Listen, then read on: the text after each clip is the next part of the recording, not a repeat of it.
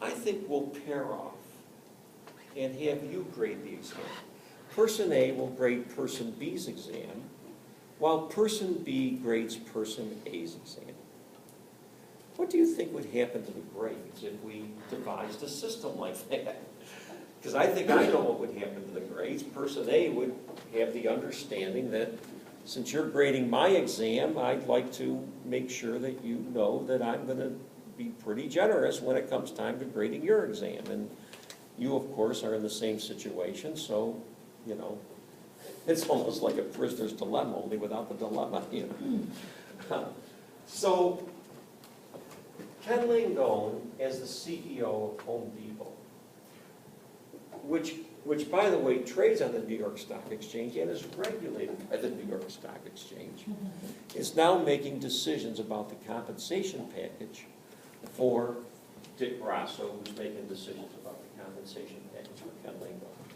And on it goes. In fact, many of the members of the compensation committee are CEOs of companies that are over, that Dick Grasso has oversight for. It's a very clubby kind of place. There's a little bit more to the story than that. It's nice to be a board member. How much do you think you make as a board member for a company like, say, Home Depot? And as Bill said, you've got to come to certain meetings, you know. I think typically they meet 4 times a year. You get paid extra for every meeting you attend. You get paid for the meetings. But by the way, attending a meeting means that they send you first-class plane tickets. A limo picks you up at the airport, takes you to the, you know, 5-course meal. You know, it's not, you know, an extreme hardship to go to these meetings. What would you guess you would be compensated as a board member? Andrea, is your name Andrea? Wait, what? No. Julia. Yeah, millions. They get like a couple $100,000 per meeting, and that's lowballing it. It's not millions, but it would be a couple $100,000 a year. Okay. That would not be unusual. Now, there's probably other compensation. The board can award itself stock options, and so yes, it probably could get into the millions. You're right. One of the board members will study at Enron, I believe, made $10 million. So, I'm not confident of all my figures, so please don't quote me on that one, but I am pretty confident about, you know, the compensation for a member of the board of directors. You know, probably between $100,000 and $200,000, maybe closer to $200,000 for a major corporation. Now, I don't know about you. I would like to be a member of the board of directors of a corporation. Yeah. Not just for the $200,000, although that alone is sufficient for my motivation. But there's more to it than that. There's more to it than that. I mean, there's other perks, as you can imagine. But you also get to form relationships with powerful people, and those relationships have advantages and so on and so forth. If I ever was given the opportunity to be a member of the board of directors, I'd behave myself. You know, I'd want to stay on the board, and I'd want other people to appoint me to their board. Once you become a board member, then, you know, you're sort of in the list, you know, and when it comes time for the nominating committee to nominate members, your name starts to get mentioned as someone you might want on the board. So I wouldn't want to develop a reputation as a vicious watchdog, you know, always, you know, questioning and scrutinizing and suspiciously, you know, challenging anything anybody was saying. I wouldn't want to develop that reputation. I'd rather develop a reputation as somebody who's collegial and genteel and cooperative and all those things. Now, it's not unusual, of course, for a CEO to be a member of the board. In fact, it's pretty typical. And oftentimes, the CEO is the chairman of the board of directors. Now, I will say that after Enron and with the advent of legislation like Sarbanes-Oxley,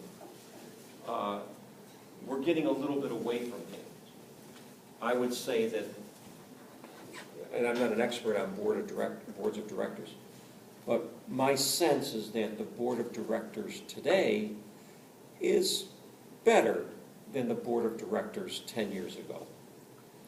I don't know that better means that the problems have gone away, not by a long shot, but my sense is that things are significantly better now that we've scrutinized this. But I haven't seen a change in CEO salaries, I will tell you that, for sure. Now, I want to make sure that we understand all the intricacies and the connections here. So, how does a guy like Ken Langone, how does he know enough to create these really complicated, complex, hard to understand packages that ultimately are going to be voted on sort of, perfunctorily, and nobody's going to be able to scrutinize? How does he know to do that? I mean, how does he have that kind of, technical expertise? He doesn't. He uses a compensation committee, or a compensation consultant. So the compensation committee is usually going to hire a compensation consultant.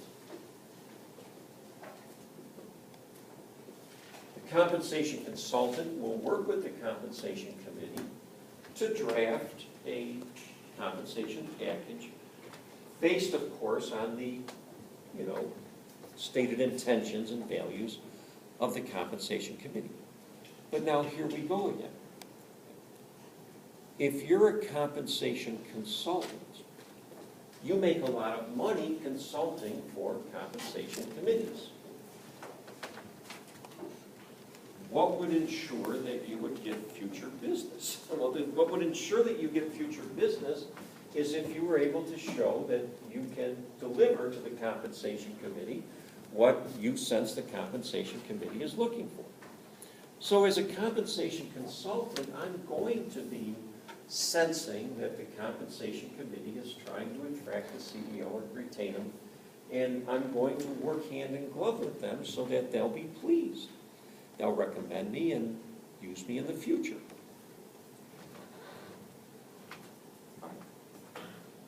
I think you see where this is going. But there's more. And here's why.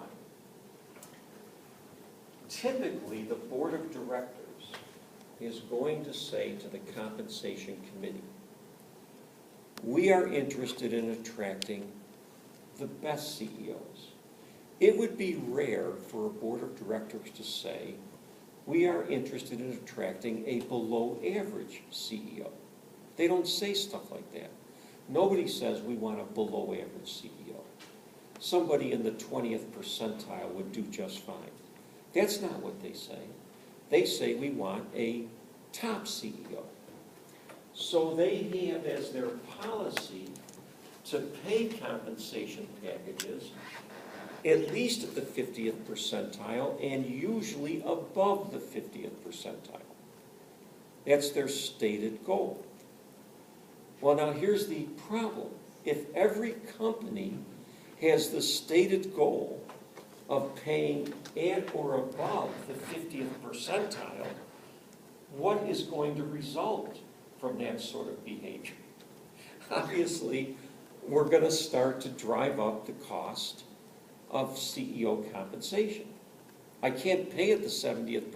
If of the 20 people in this room, 10 of you say we're going to pay at the 75th percentile, and the other 10 say we're going to pay at the 50th percentile, and then we go through several iterations, guess what's going to happen? 70